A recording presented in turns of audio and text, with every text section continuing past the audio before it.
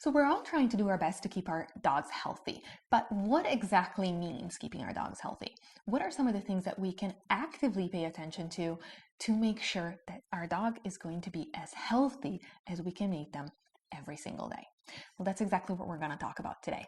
There are 5 key factors that I pay attention to when I'm looking at my dog's health, and there's actually one more that is a little bit less scientific, but it actually makes a huge difference in the quality of life and in the health of our dogs. The first thing that I think that we all need to look at is the nutrition that we're feeding our dogs. When it comes to nutrition, the first thing that I look at is whether the diet that I'm giving is species specific. But within that, there's actually a couple of things that you need to pay attention to. The first thing is insulin levels. So what we're trying to do if we're trying to keep our dogs healthy is to keep those insulin levels as low as possible. That means feeding a diet that is very poor in carbohydrate. That also means choosing snacks that are mostly meat-based or fresh fruit and vegetables. For example, Iberia loves apples. Yeah. She actually thinks anytime somebody eats an apple, she thinks it's for her. So just like this would be for our diet, we can think of for their diet as well. Now, the other things, as we're talking about food, is total calories in general. Keeping the calories a little bit lower is actually very, very beneficial when it comes to keeping inflammation low and keeping your dogs living longer, as long as they are meant to live. But the quality of the life that they're living is better. Fasting in dogs in particular is very, very, very healthy. There's 2 fasting windows that you can choose for health. The first one is simply feeding once a day, and that's basically the 23-1. So 23 hours where your dog is not actively eating something and 1 hour where your dog is actually eating. So basically when you're giving your dog her daily meal. The other option that you can do with intermittent fasting is a 16-8 window. That means that your dog eats in a window of 8 hours, and then for the next 16 hours, meaning the rest of the day until the following day, they don't eat anything. What you can do if you cannot make your dog's eating window 8 hours or less is actually have 1 day a week where they're not eating anything. And that basically just means having them skip 1 meal every week. Let's go on to the next one, which is high intensity exercise. There's quite the difference between just taking your dog for a walk or having your dog actually run and breathe heavily and pant and get excited. And sometimes we don't really realize how much they're missing that. And this is really important, not only for our dogs, actually for us as well. It has to do both with their minds and their bodies. Now, when it comes to their bodies, this is because it gets the cardiovascular system going, so their hearts are pumping, their lungs are breathing deeply, and because they're doing this, their whole body is getting oxygenated. This is very, very important for their bodies. The other thing, always on the physical end, is their whole body gets to actually move. And this is important, particularly when you think of their soft tissues. And by that, I mean mostly their muscles. When you are doing heavy exercise, you are exercising the muscles, which is fantastic, but you're also causing the muscles to contract and relax. And doing this movement means that different muscles are pushing against each other and they are basically lubricating themselves, and they are releasing some of the knots that, just like I know, we form when we are sitting always in the same position. We can feel it definitely when we're at work sitting on a chair, right? You can kind of, you feel the kinks in your body,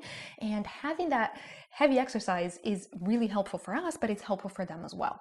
And I can tell you, I now have an elderly dog, and I am particularly mindful that I give her not a lot because, as I said, she does have arthritis, but just a little bit just to get her body moving, and it just makes a huge difference. Our animals, just like us, we need the excitement, we need the drama, we need the intensity, the adrenaline rush. We don't need it all day, every day, otherwise we would be chronically stressed. We do need to have a little bit once in a while, and that's where the high intensity exercise comes in. If your dog is very young or very old, make sure that you keep those sessions very short, okay? Young dogs, their bones are not completely formed yet, so we want to be very careful because we want our dogs to be living as long as they can.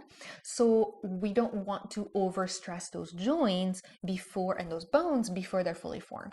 And if you're like me on the other end of the spectrum, we have to preserve those joints for as long as we can. And as we're talking about exercise and the effect it has on our bodies and on our moods, we also need to think about the effect that it has on our brains.